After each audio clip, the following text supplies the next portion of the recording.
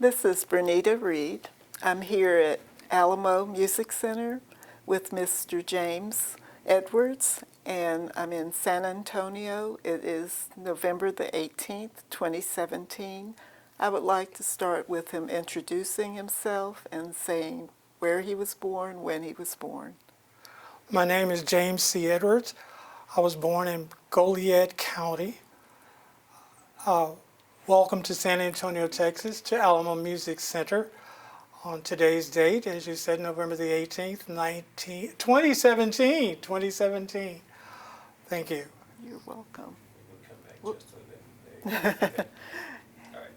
And I wanted to get some of your ancestry to start with. If you can tell me your parents' names. My mother's name is Ruby Lee Youngblood, and she married James Lee Edwards in the Goliad County, Texas. If we can pause just for a Yes. second, I think we had some motorcycles come Yes. by. Let's just wait for 1 second here. Okay, and even though it's not showing, that wire's coming out just a little bit. Okay. I have some of that tape I in got the it. pocket of my, oh, okay. All right, you got it. Okay. I think we Right have there a on the light. light, too. We have a light. We'll get it.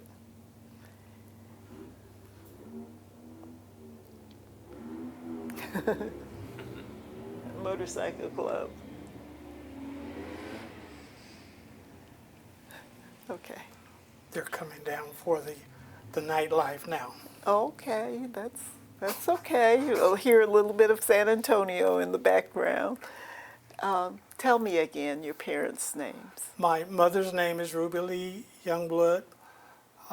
She married James Lee Edwards, and they were both born in 1929 in Goliad County of Texas. And how far back can you go with your ancestry? We can go back as far as I know on my father's side to his dad's poll tax. I have a copy of that. But then we have some other ancestry that we can go a little further back to their positions of what they did in life. And my mother's side, it can go even further back than that, because when the families, there were the Terrell families, which came off the famous King Ranch, which stretched from Goliad, Texas, all the way to Colorado, the famous cattle drives. So we can go all the way back to the Youngbloods, who were some of the native cowboys of the area. So that would send you back to probably 1864, 65, during that time. I would love to get some of their names. Certainly. They're also included in a book by, I can't remember her first name right now, but the kind of name, she's published her second book of, which included the cowboys, the cowhands, the staff, the indentured servants. It wasn't called that then, but a lot of it was what it was. What was the names of your grandparents? On my mother's side is Carrie and Joe Moore. And on my father's side is Joseph Neely Edwards and Sally Mae Edwards. Okay, and let's pause for it just a second. Let me, the battery has dropped down Okay. quite a bit, so. This, I guess we're going back to Okay. grandparents, Yes, right? okay.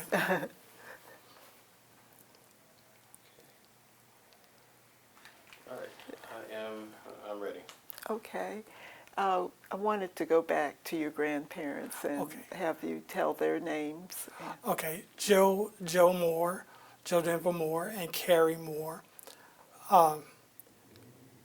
They had a settlement, a neighborhood village settlement. And I would say in the Goliad County, everything that was east, southeast, came out of that settlement. And there was an amalgamation of races during that time because we had the Indians in that area. And since it was a settlement, there was also polygamy. It's done, so it's done. There were other families that were on other areas of the city. Well, I call it a city now, but of the area. And most of the men were preachers. Was this settlement of a religious group or a particular? Just family, out of the Moore Youngblood family settlement there. It goes back to the cane press when you actually had the oxen drawing, going in the circle, crushing the cane for sugar cane. Also in that area you can still find relics of arrowheads in that whole area of the Goliad County. Can you pinpoint where that settlement was? Yes, it's off of U.S. Highway 59. The southeast settlement is off of U.S. Highway 59, approximately beginning 4 miles east of the city of Goliad. And this was a white settlement, but they had slaves? No, this was all black settlement, as was referred to as the colored settlement. So what is the earliest time for this settlement? When did they get there? According to some of the church history, my mind is going blank on the church history, but the churches the main settlement was formed out of a brush arbor where they gathered and held their meetings. They came on with their mules and donkeys and by foot. And so I would say the time was 150 years from now because the church just celebrated its 150th anniversary. So this was a freedmen's settlement Yes. after the Civil War? Yes, Emancipated slaves? yes. Actually, we don't have any record of anyone actually being a slave except for the Terrell side, which is another part of the extended family. They have more accurate records. They've been working on their genealogy for the past 20 years or so. So they are a little bit more in depth than we are. However, we have the Youngblood genealogy, which has stirred up a lot of blood interest. As recent as a couple of weeks ago, we had some relatives from Louisiana come in seeking more information. And as it would be, 4 and 5 generations, they look like their ancestors. And it's unbelievable when you held up pictures and showed them, like, you look like great, great, great, great, and so. What else can you tell me about your knowledge of that area, that time period? One little thing that kind of stuck in my craw was if you went to pick cotton or chop cotton, the weight was, you may have gotten 19 cents a whole day. And then you may want to go fishing or pick up pecans off of someone's property on the river bottom. They always got a great share of what you got. And I'll never forget that. Why did we have to give him part of our pecans? We picked them up. So it was like Sharecropping in a sharecroppers? sense, yes. And the people that lived in that settlement didn't actually own the land? That's off from the settlement. A lot of the settlement was lost. However, you would say taxes. It took about 30 years for us to find out someone had posted on another area of the county that some of our land was up for tax purposes after all these years. And we would not have found it out, but you have to post it, and someone eventually saw it. But it was already kind of swept under the rug. So this was your the early people Yes, owned that yes, piece of land. yes. And then they lost it. Yes, some of it, yes, And then they became sharecroppers. yes. Okay. That's on your father's side? That was on my mother's Your side. mother's side. Now, on my mother's side, we still maintain some of the heart of the settlement. And as would be my grandmother, as they would do, they shared everything, and all the property that was left, she shared. About how much land is left? Now, I would say probably 1, 2, 3, about 7 acres. And then their siblings had part of the settlement also, and they hold clear titles to their property. And then some of the heirs are coming in, they don't know what to do with it, so they're selling it. Is there some of the old structures still there? Yes, yes. Mainly the landmarks are there. This post has been here on a gate for 50 years. Nobody moves it. Or you'll wait till a tree falls over, which has been growing for 70 years. But landmarks, now it is all deeded in the Bexar County Court, the Goliad County Tax and Deeds offices. Did they have a church? Yes. In fact, there's one main street that stretched the entire breadth of the backside of the county, ran parallel to the river, and it was referred to as Fannin Street. And there were approximately 7 to 8 churches. There was no set denomination. It was a church. Now, tell me just a little bit about your father's side. Now, my father's side, the Edwardses, it was a rather large family which was reared in the area of Claybury County, not Claybury County, Kilgore community, which was a German settlement. So we have a lot of influence from that community over there, which was a German settlement. Do you know whether they were slaves or No. freed people? Most of the time we heard them as having been indentured servants working on, you borrowed $300, it may have taken you 2 years to pay it back. And it saddens me sometimes when we get ready to go to dinner and it'll take us maybe 40 minutes to decide where we're going, 25 minutes to get there, and then we'll spend $40, $50 on a meal. And I think about how far that amount of money would have gone during that time. Now, as for the last church that is standing in our area, it's called Minihula Baptist Church, which was over 150 years now. It grew out of the brush arbor. With the Indians in that area, it's said that Minihula was one of the dialects, which meant many waters because it's a settlement between tributaries of creeks and rivers.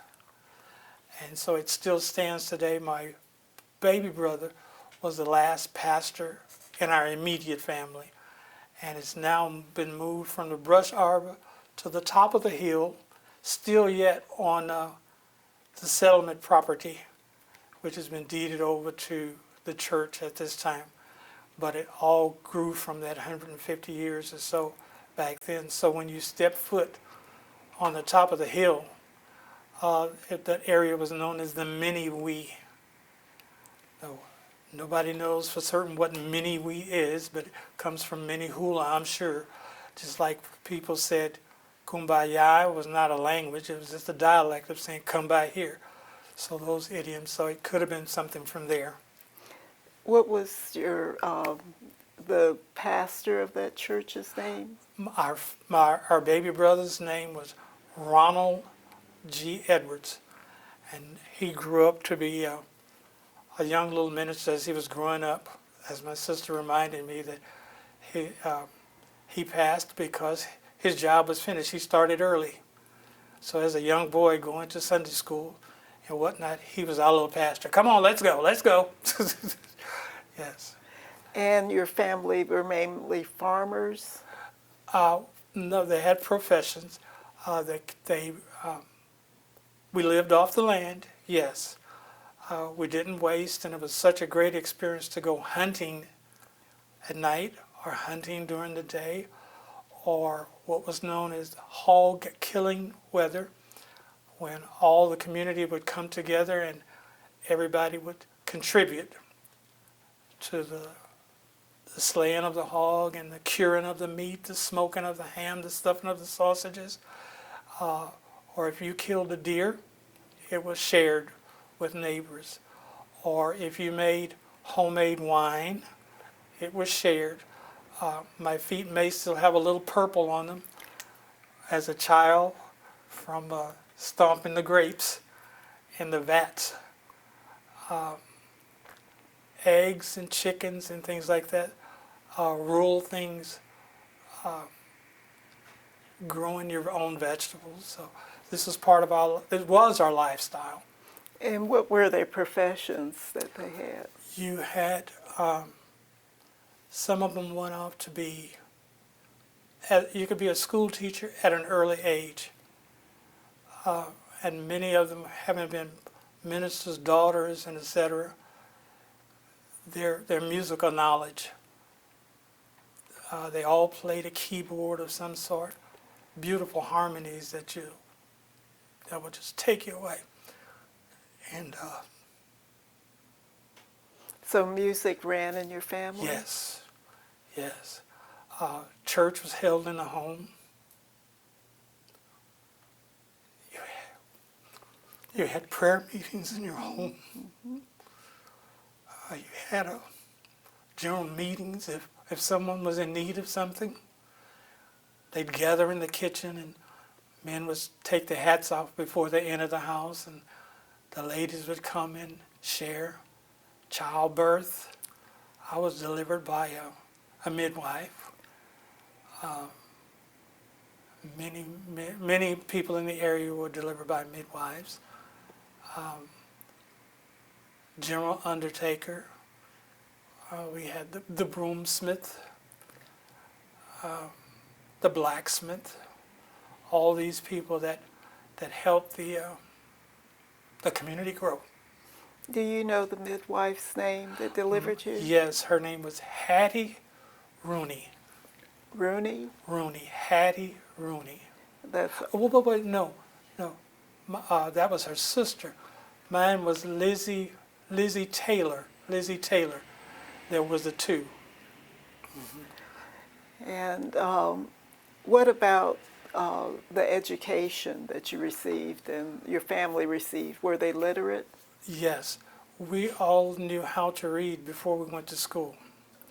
Now, my father had a limited education, but he still turned out to be an engineer that designed a cattle feeding company that to this day you can't figure out how he designed and figured it, how he manipulated. He had a bartering system for counting and et cetera, to build constructions, steeples on churches, stained windows, and et cetera, and et cetera. Some of the ladies did domestic work, but that came later because the first part they had to do was take care of their home. And I can say this, I can't ever remember a time that we ever went hungry. I have eight of us as siblings in my immediate family, and we were always pretty plump. And a happy family. I remember one time my father said, he was talking to some of his workers. He had a small construction company, and he was talking to them, and he went down the line and he named off every one of his children. And as he named each one off,